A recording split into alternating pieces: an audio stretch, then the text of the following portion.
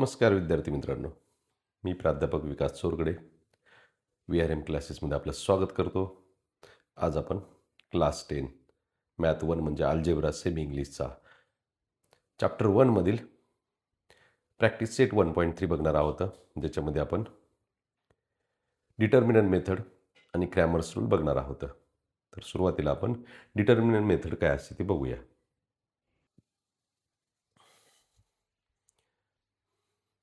तर डिटर्मिनंट कसं सॉल्व करायचं आहे आणि क्रॅमर्स रूल कसा यूज करायचा आहे ते आता आपण बघणार आहोत. तर एक एक्झाम्पल आपण म्हणजे एक इक्वेशनच्या फॉर्ममध्ये घेणार आहे, इथं जनरल इक्वेशन, आणि त्यातून सॉल्व करूया. तर बघा इकडं दोन इक्वेशन दिलेत, linear equations a1x plus b1y plus b1y plus c1 is equal to 0, b1y is equal to c1, आणि दुसरं दिलं असेल a2x plus b2y is equal to c2. हे दोन इक्वेशन दिलेले आहेत. ह्या दोन इक्वेशनमध्ये क्रॅमर्स रूल एक्स आणि वायच्या व्हॅल्यू फाइंड करण्यासाठी कसं यूज करायचं, एकदम साधा सोपा प्रकार आहे. तर सुरुवातीला आपल्याला एक डिटर्मिनंट डी घ्यावं लागेल. डी, त्या डिटर्मिनंटमध्ये काय करायचं, तर अशा दोन पॅरल लाईन्स ड्रॉ करायच्या. तर ह्या दोन पॅरल लाईनच्या मध्ये काय लिहायचं आहे, एक्स आणि वायचे कोएफिशियंट रो आणि कॉलमच्या फॉर्ममध्ये लिहायचे. एक्सचा कोएफिशियंट a1 आहे, वायचा कोएफिशियंट b1 आहे, एक्सचा कोएफिशियंट a2 आहे, वायचा कोएफिशियंट b2 आहे. ह्याचं सोल्युशन काय असतं किंवा ह्याचं कॅल्क्युलेशन काय असते, तर ह्यांचं क्रॉस मल्टिप्लिकेशन करायचं. a1 b2 घ्यायचा, a1 b2 minus cross multiplication b1 a2 b1 a2. हे कॅल्क्युलेशन करून जे तुम्हाला आन्सर येईल ते आन्सर मिळालं डी, डिटर्मिनंट डी. त्याच्यानंतर पुढचा पार्ट फाइंड करायचा आपल्याला, dx. dx कसं फाइंड करायचं, तर ह्या dxमध्ये बघा इकडे dx फाइंड करताना जो एक्सच्या कोएफिशियंटचा कॉलम आहे तो क्लोज करायचा आणि त्याच्या जागी काय लिहायचं, कॉन्स्टंट जे आहेत राईट साईडचे c1 आणि c2. c1 c2 लिहिले, आणि वायचा वायचा कोएफिशियंटचा कॉलम आहे तो आहे तसा लिहायचा b1 आणि b2. परत ह्यांच्यामध्ये कॅल्क्युलेशन करायचं, हे क्रॉस मल्टिप्लिकेशन करायचं, हे क्रॉस मल्टिप्लिकेशन करून सबट्रॅक्शन करायचं. c1 into b2 minus b1 into c2, b1 into c2. आणि तिसरा आहे dy फाइंड करायचं आहे. तर dy कसा फाइंड करायचा, परत एकदा ऐका काय म्हणतोय ते. dy फाइंड करताना वायच्या कॉलमचे कोएफिशियंट कॅन्सल करायचे, क्लोज करायचे, आणि राहिलेले जे आहेत ते एक्सच्या कॉलमचे कोएफिशियंट आहेत पहिल्या कॉलममध्ये लिहायचे a1 a2, आणि राहिलेले कॉन्स्टंट आहेत ते सेकंड कॉलम जो आहे त्याच्यामध्ये c1 c2 लिहायचे, c1 c2. म्हणजे या पद्धतीनं आता याच्यामध्ये कॅल्क्युलेशन करूया. कॅल्क्युलेशन कसं करायचं, तर बघा इकडं क्रॉस मल्टिप्लिकेशन करायचं, ह्या दोघांचं क्रॉस मल्टिप्लिकेशन केलं आणि subtraction a1 into c2 minus c1 into a2. ह्या कॅल्क्युलेशनमधून तुम्हाला जे आन्सर मिळेल ते आपलं फायनल आन्सर असेल. आणि पुढे आपल्याला एक्स आणि वायची व्हॅल्यू फाइंड करायचे. तर एक्स फाइंड करण्यासाठी काय करायचा, x is equal to dx divided by D.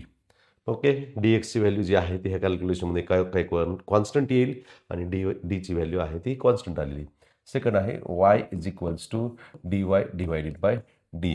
dy second determinant म्हणून फाइंड केले, जे आहे ते dy डिवायडेड बाय डी. या पद्धतीने आपल्याला एक्स आणि वायच्या व्हॅल्यूज मिळतात, आणि linear equations in two variable solve करण्यासाठी डिटर्मिनंट मेथडचा वापर होतोय. तर आपण आता एक्झाम्पल सॉल्व्ह करायला सुरुवात करू.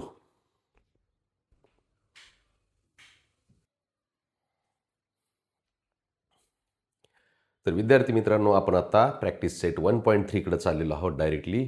आपलं हे सेकंड लेक्चर आहे. 1.2 प्रॅक्टिस सेट जो आहे तो थोडंसं आपण लेट घेणार आहोत, असं आपण फर्स्ट लेक्चरमध्ये सांगितलेलं आहे. कारण त्याच्यामध्ये ग्राफिकल मेथड आहे, तर तुम्हाला सोबत ग्राफ ठेवणं गरजेचं आहे. ग्राफ जर सोबत असेल तर तुम्ही कॅल्क्युलेशन करत असताना जर ग्राफ ड्रॉ केले तर ते सोपं होते. तर त्यावेळेस जेव्हा आपण लास्ट प्रॅक्टिस सेट म्हणजे शेवटचा प्रॅक्टिस सेट संपल्यानंतर आपण 1.2 कंटिन्यू करणार आहोत. तर तोपर्यंत आपण प्रॅक्टिस सेट 1.3 सॉल्व्ह करून घेऊया. तर बघा इकडं आपण आता डिटर्मिनंट मेथड कसं सॉल्व्ह करायचं तेच बघत आहोत. आणि इथं आपल्याला इथं ॲक्टिव्हिटी टाईप एक क्वेश्चन दिलेला आहे. इथं fill in the blanks with correct number. इथं काय केलेलं आहे, 3 आणि हा 5 क्रॉस मल्टिप्लिकेशन होणार, 3 इंटू 5 मायनसमध्ये हा 2 इंटू 4 होईल, तर 4 दिलेला आहे, 2 राहील. ओके, 3 इंटू 5 किती झालं रे, 5 इंटू 3 किती झालं बेटा, 15 मायनस 4 इंटू 2 8 किती आलं, टोटल 7 आलं. तर आपलं फायनल आन्सर किती आलं, 7 आलं. 7 समजतंय. तर चला, एकदम सोप्या पद्धतीनं आणि इझी लँग्वेजमध्ये आहे सगळं. Next, fill find the value of following determinants. एक एक सॉल्व करू आपण, त्याच डिटर्मिनंटच्या खाली सॉल्व करूया. तर इकडे लक्ष द्या. तर या परत आणखीन ह्या दोघांचं क्रॉस मल्टिप्लिकेशन केलं, -1 × 4 मायनस ह्या दोघांचं मल्टिप्लिकेशन केलं 7 × 2. ओके, तर बघा रे, -1 × 4 -4 -7 × 2 14. किती झालं हे टोटल? -18. चला सेम नेक्स्ट ह्या दोघांचं क्रॉस मल्टिप्लिकेशन केलं 5 × 0 -3 × -7. ओके, 5 × 0 ब्रॅकेटमध्ये लिहिलं 0 minus minus plus multiplication 21. Total किती आलं आन्सर? 21 आलं. सिमिलरली नेक्स्ट ह्या दोघांचं क्रॉस मल्टिप्लिकेशन मायनस ह्या दोघांचं क्रॉस मल्टिप्लिकेशन. ओके, तर बघा इकडं 7/3 × 1/2 मायनस 5/3 × 3/2. ओके, काही कॅन्सल करू नका, कॅन्सल होत असेल तरी बी. न्यूमरेटरचं मल्टिप्लिकेशन न्यूमरेटरला, डिनॉमिनेटरचं मल्टिप्लिकेशन डिनॉमिनेटरला, मायनस न्यूमरेटरचं मल्टिप्लिकेशन न्यूमरेटरला, डिनॉमिनेटरचं मल्टिप्लिकेशन डिनॉमिनेटरला. 7 डिनॉमिनेटर सेम आहे, 6 7 -15 सबट्रॅक्शन होईल -8/6. तर याच्यामध्ये आपल्याला आता 2 भाग जाते. करा भागाकार. 2 भागलं तर -4 / 3 बेजोगाट बेद्रिक्स 6 -4/3 हे झालं डिटर्मिनंट मेथड. हे बोर्डाला एक मार्काला क्वेश्चन येतात, एकदम सोप्या लँग्वेजमध्ये आणि कॅल्क्युलेशन केअरफुली करायचं आहे. ओके, तर आपण आता पुढचं क्रॅमर्स रूलनं म्हणजेच डिटर्मिनंट मेथडनं इक्वेशन सॉल्व कसे करायचे ते एक्झाम्पल्स कंटिन्यू करू. लक्ष द्या, लक्ष द्या, काय म्हणतोय बघ रे, लक्ष दे इकडं. हा क्वेश्चन सॉल्व करायचा आपल्याला. इक्वेशन 1 2 मध्ये मी डायरेक्ट आता इक्वेशन्स लिहिलेले आहेत एका खाली एक. आता परत डबल इक्वेशन लिहित नाही, तर याच्यावर मी डायरेक्ट डिटर्मिनंट डिफाईन करणार. इकडं दे, लक्ष दे, काय म्हणतोय. लक्ष दिलं तर कॅल्क्युलेशन समजेल काय होते ते. ओके, डिटर्मिनंट डिफाईन करायचं आहे. 3 - 4 डिफाईन करायला एक्स आणि वायचे कोएफिशियंट घ्यायचे. तर 4 - 3 रो आणि कॉलममध्ये एक्स आणि वायचे कोएफिशियंट घेतले. आता यांचं कॅल्क्युलेशन करायचं आपल्याला. कॅल्क्युलेशन कसं करणार रे बघ. 3 × 3 3 × 3 मायनस मध्ये सबट्रॅक्शन आहे -4 × 4 -4 × 4 3 × 3 किती झाला 9 4 × 4 किती झाला 16 16 आणि 9 दोघांची ॲडिशन केली किती झाली 25 झाली. किती ॲडिशन 25. हे आहे असं राहू द्या. डी मिळालं. नेक्स्ट आपल्याला फाईंड करायचं DX. DX फाईंड करण्यासाठी परत एकदा काय सांगितली मेथड DX फाईंड करायची. बघ बेटा काय म्हणतोय.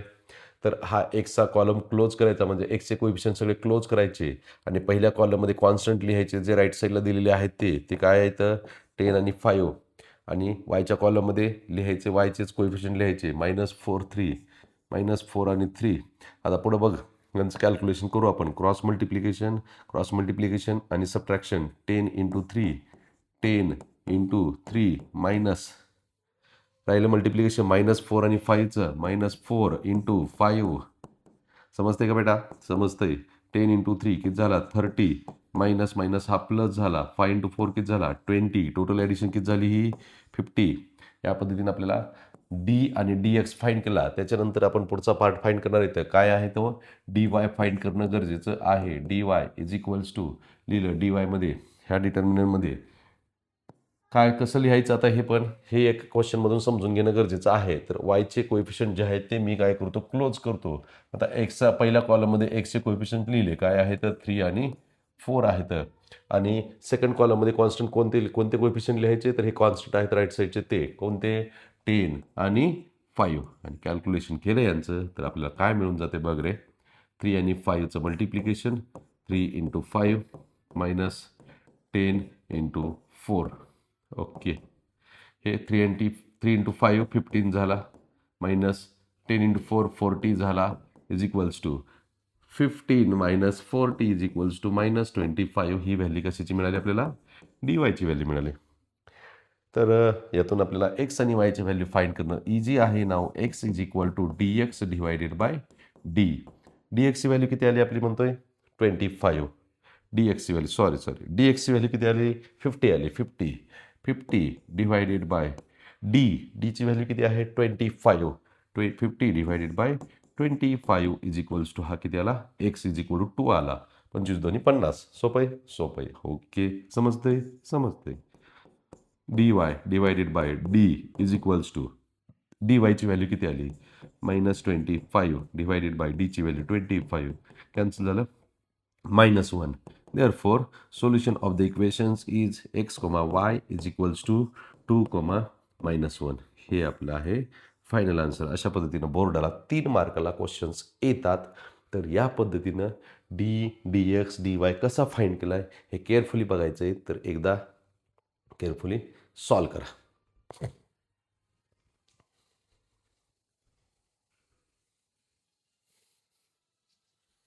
चला आपण आता नेक्स्ट क्वेश्चनकडे बघू.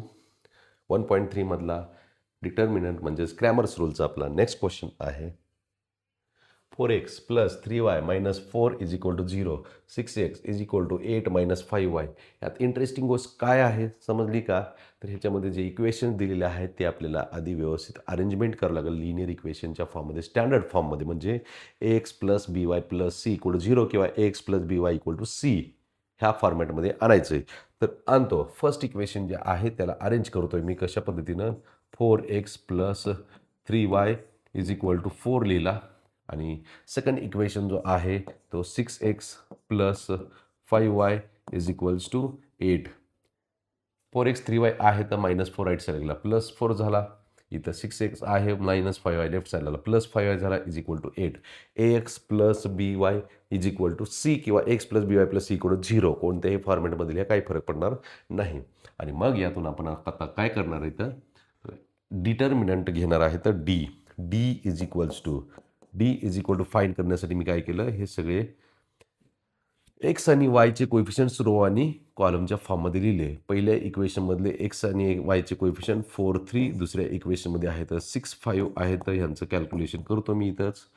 तर 4 × 5 मल्टिप्लिकेशन 4 × 5 - 3 × 6 3 × 6 समजतंय का? जे लिहितोय ते इथं डायग्राममध्ये किंवा हे इक्वेशनमध्ये सोप्या पद्धतीने लिहिलेलं एकदम. तर बघ इकडे काय म्हणतो बेटा 5 × 4 20 - 6 × 3 18 इज इक्वल्स टू किती आलं हे 2 आला. कशाची व्हॅल्यू आली? डी व्हॅल्यू आली डी. नेक्स्ट आपल्याला फाइंड करायची dx is equal to dx find करण्यासाठी काय करायचं म्हणलेलो आहे तर एक्सचा जो कॉलम आहे एक्सचे कोएफिशियंट क्लोज करायची आणि पहिल्या कॉलममध्ये राईट साईडचे कॉन्स्टंट लिहायचे 4, 8 आणि सेकंड कॉलममध्ये वायचे कोएफिशियंट्स आहे तसे लिहायचे काय आहे ते 3 आणि 5. यांचं क्रॉस मल्टिप्लिकेशन आणि सबट्रॅक्शन करायचं आहे 4 × 5 4 × 5 - 3 × 8 3 × 8 करा कॅल्क्युलेशन 5 × 4 20 - 3 × 8 24 सबट्रॅक्शन किती आलं -4 आलं. ही व्हॅल्यू आली dxची. ह्याच पद्धतीनं आपण dy ची पण व्हॅल्यू फाइंड करणार आहोत. तर कशी आहे ती बघा. dy is equals to find करण्यासाठी मी असं एक डिटर्मिनंट लिहिला. परत त्या डिटर्मिनंटमध्ये काय लिहायचं तर एक्सचे जे पहिल्या कॉलममध्ये एक्सचे कोएफिशियंट लिहायचे dy फाइंड करायचे. पहिल्या कॉलममध्ये एक्सचे कोएफिशियंट्स लिहिले कोण कोण आहे ते 4 आणि 6 आहेत. सेकंड कॉलममध्ये लिहिताना dy फाइंड करायचे तर वायचे कोएफिशियंट कॅन्सल क्लोज केले आणि मी त्या जागी मी राईट साईडचे कॉन्स्टंट लिहिले 4 आणि 8 लिहिले. ओके समजतंय. तर चला कॅल्क्युलेशन केलं. क्रॉस मल्टिप्लिकेशन करा 4 × 8 4 × 8 -4 × 6 4 × 6 ओके समजतंय ओके. मल्टिप्लिकेशन करा 4 × 8 किती झाला 32 झाला. 4 × 6 किती झाला 24 झाला. दोघांचं सबट्रॅक्शन किती आलं हे 8 आला. ही व्हॅल्यू मिळाली कशाची dy. यातून आपल्याला फायनली एक्स आणि वायच्या व्हॅल्यू मिळून जातील. X is equal to dx divided by D. dxची व्हॅल्यू किती आहे आपल्याकडं -4 आहे लिहिली -4 डिवायडेड बाय डीची व्हॅल्यू किती आहे तर 2 आहे लिहिली ती 2 व्हॅल्यू 2 इज इक्वल्स टू हे किती झालं -2. ओके एक्सची व्हॅल्यू -2 मिळाली. वायची व्हॅल्यू फाइंड करण्यासाठी dy divided by D is equals to dy ची व्हॅल्यू किती आहे बेटा 8 आहे डिवायडेड बाय डीची व्हॅल्यू किती आहे 2. ओके डिव्हिजन केलं 4 लिहिलं. This is the solution of the given equations x, y is equals to -2, 4. Okay carefully लिहून घ्यायचं आहे. लिहून होत नसेल तर व्हिडिओ पॉज करायचा आहे आणि लिहून घ्यायचं आहे.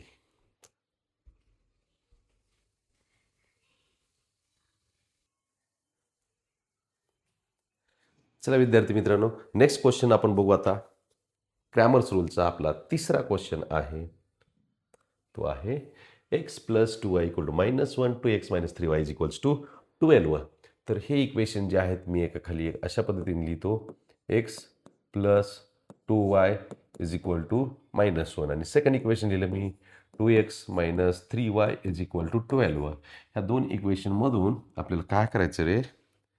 पहिल्यांदा डी फाइंड करायचं म्हणतोय. तर करा फाइंड. कसं फाइंड करायचा? डिटर्मिनंट लिहायचा. डिटर्मिनंटमध्ये काय लिहायचं? तर एक्स आणि वायचे कोएफिशियंट्स लिहायचे. 1 2 पहिल्या रोमध्ये आला, दुसऱ्या रोमध्ये 2 - 3 आला, 2 - 3 लिहिला इज इक्वल्स टू. ह्यांचं कॅल्क्युलेशन कसं करायचं म्हणतोय? पाठ झाले आता. क्रॉस मल्टिप्लिकेशन करायचं. 1 into -3 minus 2 into 2 2 into 2. Calculation करा. -3 -4 किती झालं? हे -7 झाला. समजतंय सर. आता समजायला लागलंय. चला डी एक्स फाईंड करायचा आहे. डी एक्स कसा फाईंड करणार? हा डिटर्मिनंट लिहिला.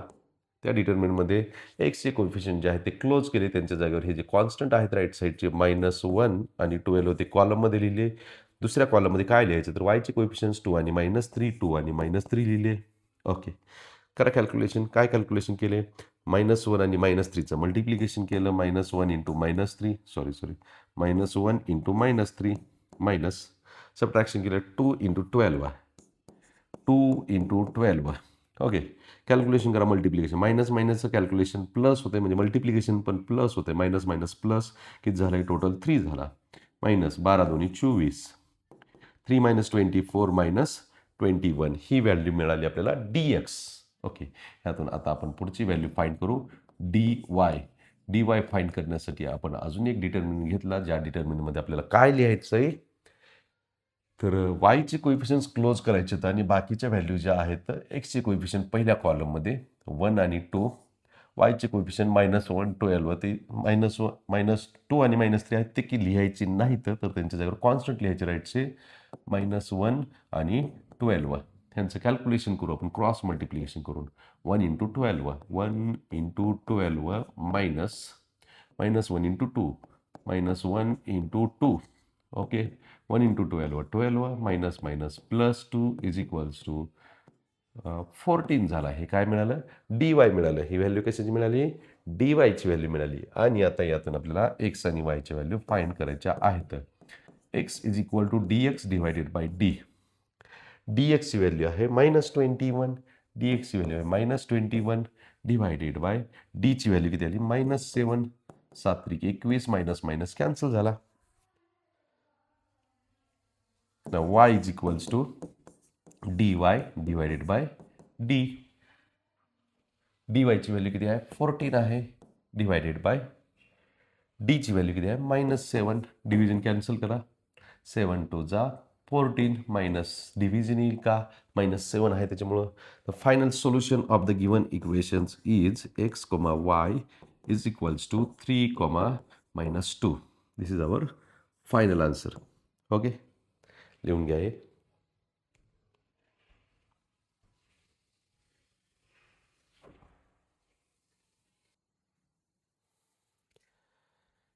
चला विद्यार्थी मित्रांनो, आपण नेक्स्ट क्वेश्चन बघूया. आता आपला क्रॅमर्स रूलचा क्वेश्चन नंबर 4 आहे. 6x - 4y is equals to -12. आता इथे डबल मायनस झालेलं आहे. याचा थोडंसं करेक्शन करतो. हा 6x - 12 equal to 6x - 4 equal to -12 8x - 3y is equals to -2. या पद्धतीनं क्वेश्चन आहे आपला. तर क्वेश्चन सॉल्व कसं करायचं आहे? मेथड तीच आहे.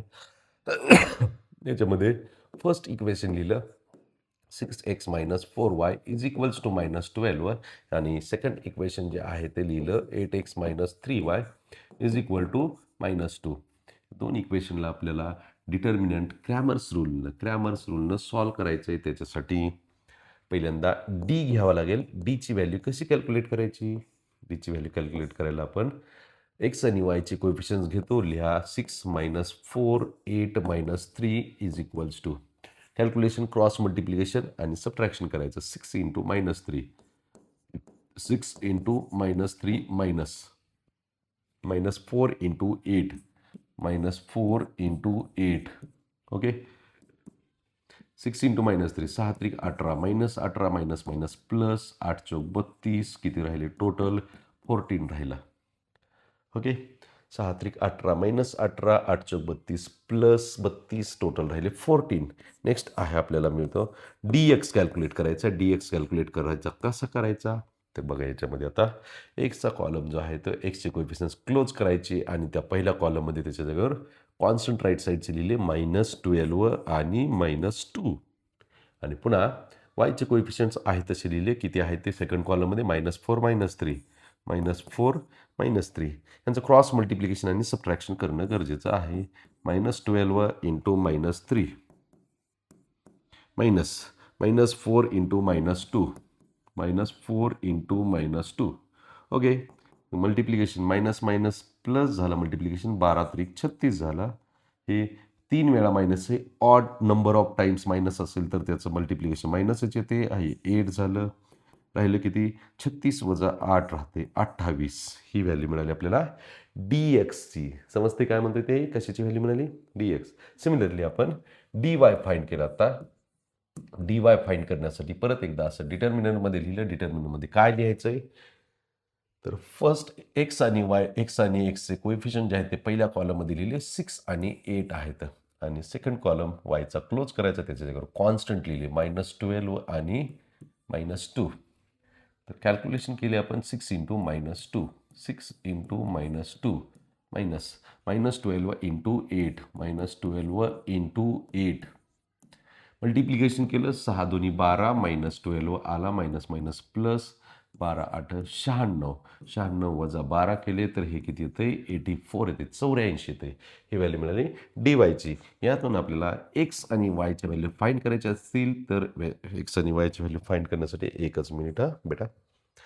तर एक्स आणि वायची व्हॅल्यू मिळतील आपल्याला. X is equal to dx divided by D. dxची व्हॅल्यू किती आली आपली 28 आली. 28 डिवायडेड बाय डी व्हॅल्यू किती आली 14 आली. 14 दोन्ही 28. एक्सची व्हॅल्यू 2 झाली. y is equals to dy divided by D. dy ची व्हॅल्यू किती आली 84 आहे divided by 14 14 6 84. Okay. Finally our solution is x, y is equals to एक्सची व्हॅल्यू आहे 2 वायची व्हॅल्यू आहे 6. 2,6 इज आवर सोल्युशन. समजतंय समजायलाच पाहिजे.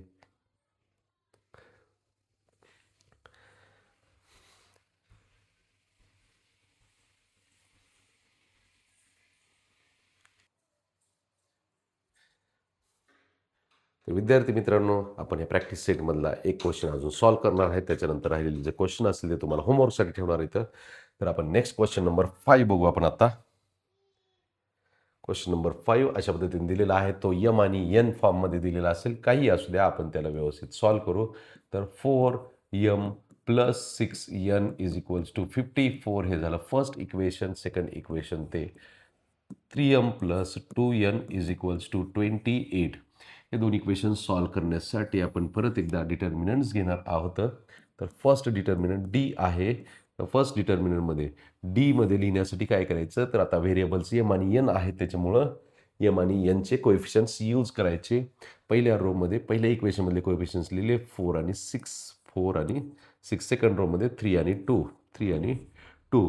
कॅल्क्युलेशन करायचं. कसं कॅल्क्युलेशन होईल यांचं क्रॉस मल्टिप्लिकेशन करायचं. 4 इंटू 2 झाला 4 into 2 minus 6 into 3 4 into 2 minus 6 into 3. 4 into 2 किती होतं आहे 8 होतं आहे आणि 6 इंटू 3 किती झाला 18 झाला. टोटल सबट्रॅक्शन किती झालं -10 आलं. इक्वेशन हे आपल्याला मिळालं डिटर्मिनंटची व्हॅल्यू. त्याच्यानंतर आपण फाइंड करणार आहोत dx. To find the value of dx we have to close coefficients of m in the first column. So in first column write the constant in the right side. 54 आणि 28 हे first कॉलममध्ये येतील. 54 आणि 28. Second कॉलममध्ये काय लिहायचं आपण dx नाही म्हणणार याला. आता dm नाव दिलंय आपण. m आणि n च्या फॉर्ममध्ये आहे तर याला आपण dm म्हणू. dm okay. DM फाइंड करताना एमचे कोएफिशियंट्स आपण क्लोज केले. 54, 28 हा पहिल्या कॉलममध्ये लिहिला. दुसऱ्या कॉलममध्ये एनचे कोएफिशियंट्स लिहिले 6 आणि 2. ह्यांचं क्रॉस मल्टिप्लिकेशन आणि सबट्रॅक्शन करू. म्हणजे कसं 54 इंटू 2 मायनस 6 इंटू 28. यातून आपल्याला काय मिळते 4 दोन्ही 8, 5 दोन्ही 10 मायनस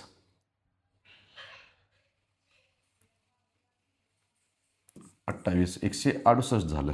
ओके. 28 6 168. सबट्रॅक्शन किती झालं तर टोटल -60 हे सबट्रॅक्शन आलं. ही व्हॅल्यू मिळाली आपल्याला DMची. त्याच्यानंतर आपण फाइंड करू DN फाइंड करण्यासाठी परत एकदा आपण काय केलं असं एक डिटर्मिनंट घेतला आणि त्या डिटर्मिनंटमध्ये पहिल्या कॉलममध्ये आपण 4 आणि 3 लिहिले. 4 आणि 3 लिहिले. आता सेकंड कॉलममध्ये काय लिहायचं तर राईट साईडचे जे कॉन्स्टंट आहेत 54 आणि 28 आहे तर ते लिहिले 54 आणि 28 ह्यांचं क्रॉस मल्टिप्लिकेशन करा. 4 into 28 minus 54 into 3. 54 into 3. Okay. व्यवस्थित लिहा. समजते की नाही बघा. इरेज करतो, डबल लिहितो एकदा. तर मल्टिप्लिकेशन कोणाकोणाचं घ्यायला लागलो तर आपण 4 इंटू 28 मायनस 54 इंटू 3. ओके. तर 28 दोन्ही 56 38 84 28 चौक 112 वजा 4 त्रिक 12 5 त्रिक 15 आणि 1 16 162 आलं. दोघांचं सबट्रॅक्शन किती होतं आहे हे -60ची येते. इथं पण -60 हे पण -60ची येते. ओके. DNची व्हॅल्यू मिळाली. यातून M इज इक्वल्स टू किती मिळते बघा. M is equal to DM divided by D. DMची व्हॅल्यू किती आहे -60 आहे. -60 सॉरी इथं एक गडबड झाली आपली. ही सबट्रॅक्शन जे आहे ते मिस्टेक झालेली आहे. सबट्रॅक्शन करेक्शन करतो. हे 0 आला, हे 5 आला मायनस. ओके.